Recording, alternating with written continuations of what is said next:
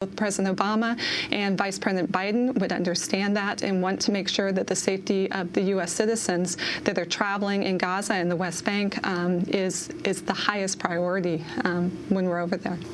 The anniversary of Rachel's death will be taking place in the midst of the trial. Trial begins March 10th. Her death occurred on March 16th. What are you calling on people to do?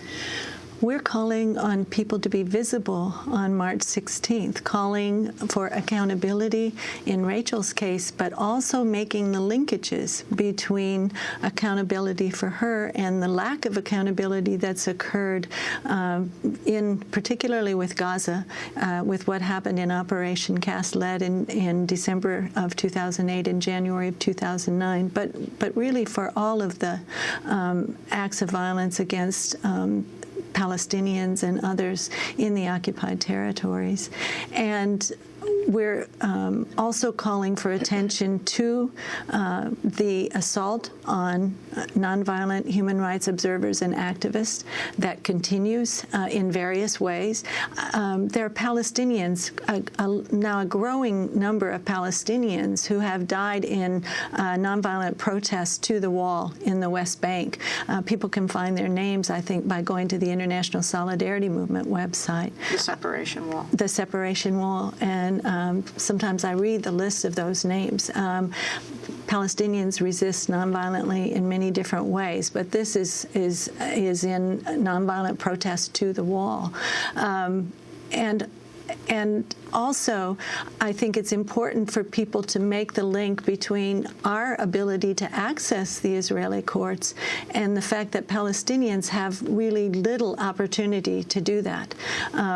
We understand that currently Palestinians who want to operate in the courts or to take their cases to the courts have to put a bond forward of something between $20,000 and $50,000 in order to bring a suit. And this is, of course, very prohibitive to them to be able to do that.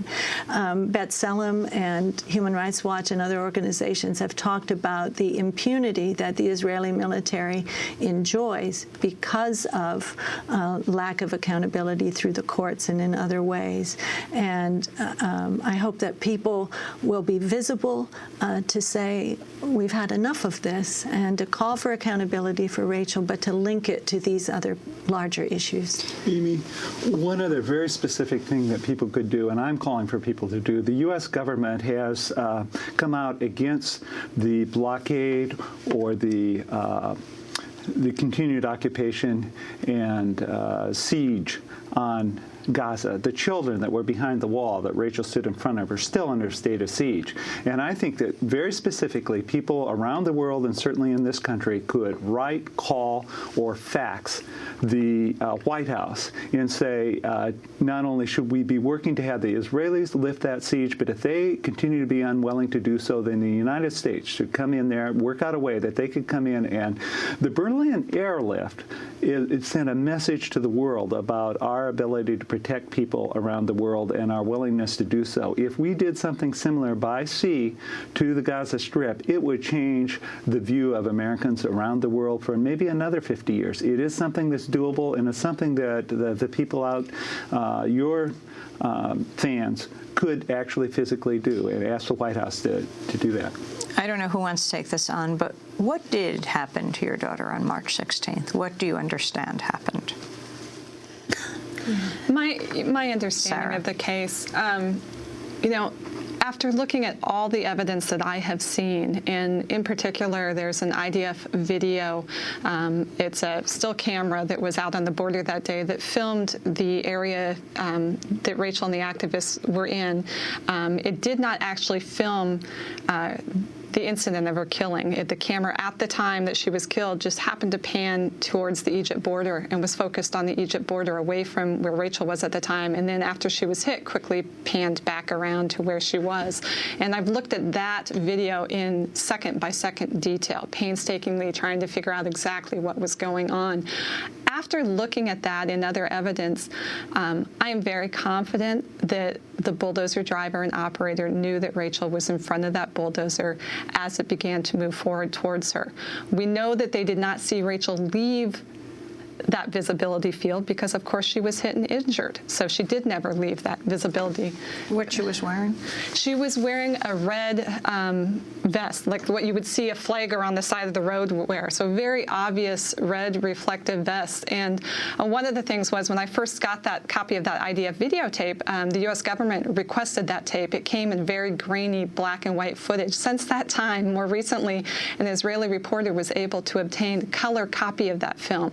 And when you see that color copy, the red vest, there was another activist that was wearing a red vest as well, and he's on the scene. It stands out remarkably in that color film. There's no doubt that she would have been visible wearing that vest. I want to point out about the color copy of the tape, too. When the black and white version, it actually does show Rachel standing on the scene prior to her being killed.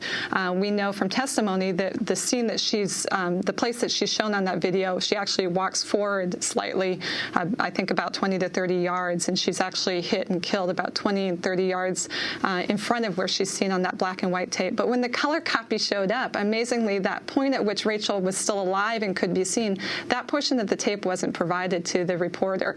It was cut out. So there is this feeling when I look at that, that there's a great attempt to try to depict that Rachel couldn't be seen on the scene that day.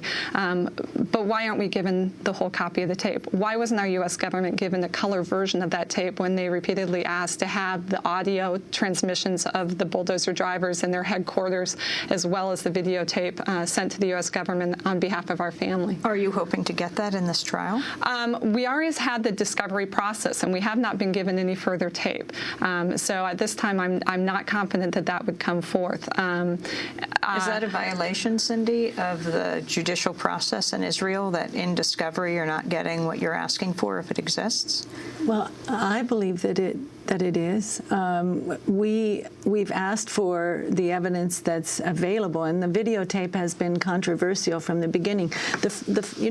Part of it is that the first stories that we got from the Israeli government, I think the first one was that Ed McEwen, who was in the American embassy, said he was told initially that a wall fell on Rachel from a home demolition. And then the story went to, no, we weren't doing any demolitions that day.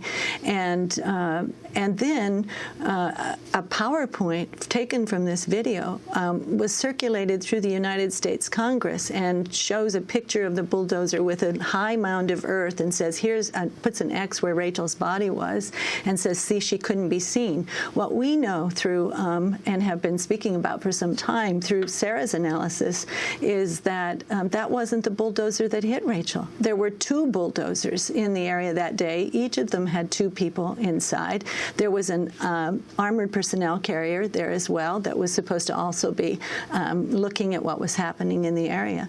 But the photo that was circulated to the members of the United States Congress to say to them from the Israeli officials to the U.S. Congress, see, she couldn't be seen, is false. And so there's been a repeated effort that we've seen through the years to provide misinformation. Rachel's parents, Cindy and Craig Corrie, and her sister, Sarah Corrie Simpson, on their quest for the truth and accountability for the death of Rachel Corrie. The civil trial begins today in Haifa, Israel. Rachel was killed 7 years ago on March 16, 2003. If you'd like a copy of today's show, you can go to our website at democracynow.org. Democracy Now! Is hiring an online outreach and communications manager. We're looking for an experienced online strategist to help us reach the widest possible online audience. You can go to democracynow.org for more information. Democracy Now! Produced by Mike Berkshire, for Doug Deuce, Angelique Hammett. I'm Amy Goodman. Thanks for joining us.